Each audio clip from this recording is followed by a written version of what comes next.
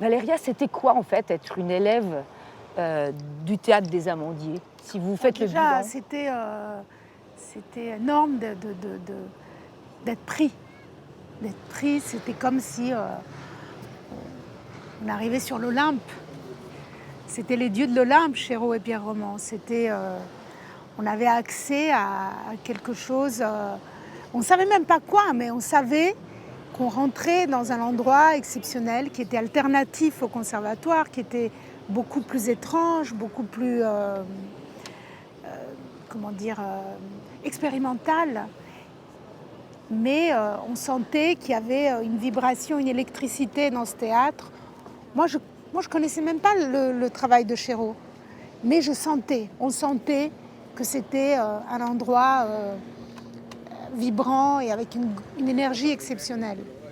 Pourquoi vous aviez, je sais que c'est Thierry Peretti qui vous a un peu soufflé ça, mais vous avez dit pourquoi c'était ce moment-là où il fallait raconter ces années-là? Peut-être parce qu'aujourd'hui, le collectif, vous, c'est un peu votre ADN, la famille, que ce soit la vôtre, ou vous aviez envie de ce film-là, choral, qui racontait quelque chose ici sur les acteurs? Quand Thierry Peretti m'a donné cette idée, au départ, je l'ai balayée parce que j'avais déjà tourné aux Amandiers, un film sur le théâtre. Et après, quand il m'en a reparlé 2-3 ans après, c'est comme... J'ai adhéré à l'idée. C'est-à-dire que c'était une évidence. Parce que il n'y a pas de raison théorique. Je disais, évidemment, c'est là que je dois aller. C'est là que je dois aller. C'est fondamental, fondateur dans ma vie de travail et dans ma vie personnelle, dans ma vie humaine. Ça a été comme... il y a l'enfance, et puis là, c'est comme une deuxième enfance, une enfance de travail. Et donc... construite cette école? Aussi déconstruite. Parce que c'était une école aussi qui détruisait des choses en nous, une école, un enseignement, une façon de travailler qui était... On est sorti de là, il y en a qui ont arrêté de faire ce métier, il y en a qui sont morts, il y en a... Voilà, c'est pas une école qui nous a que construit, c'est une école qui nous a, en tout cas, qui nous a forgés, qui nous a nourris.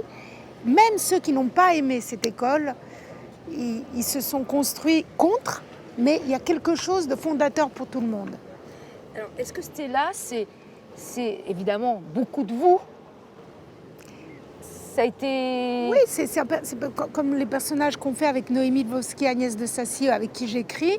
On travaille sur des souvenirs presque surtout à moi, mais parfois à elle aussi.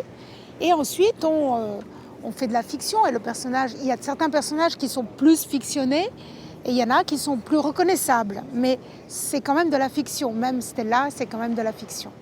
Mais elle est très vous, c'est-à-dire... Oui, c'est-à-dire qu'il y a quand même, c'est le personnage principal du film et c'est le regard, c'est son souvenir, c'est mon souvenir, c'est quand même par ses yeux que passe mon souvenir. Mais dans le film, il passe continuellement de l'histoire d'amour d'elle avec son amoureux à l'histoire du groupe. Et aussi bien au scénario qu'au montage, on sentait que quand on racontait que l'histoire d'amour, le film ne tenait pas. Et quand on partait trop dans l'éclatement du groupe, donc des scènes sans Stella et sans Étienne, le film ne tenait pas.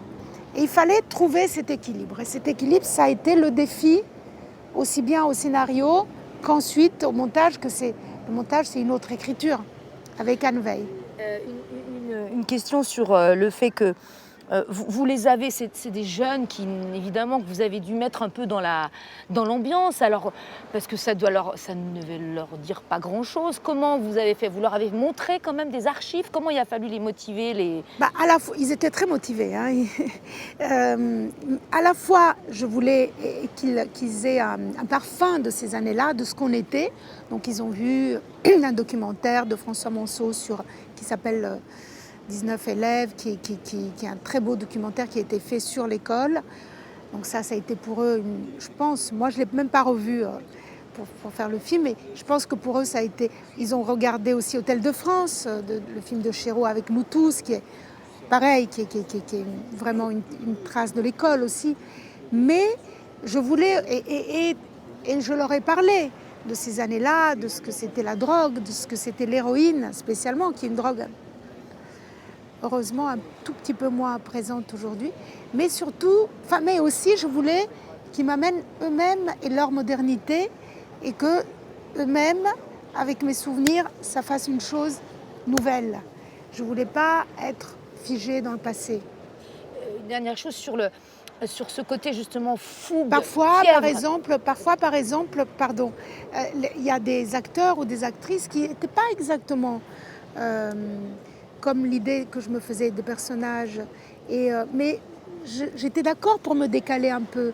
J'étais pas figée dans mes souvenirs. Juste une dernière chose sur Chiro justement et roman. Vous l'avez pas dédicacé d'ailleurs, hein.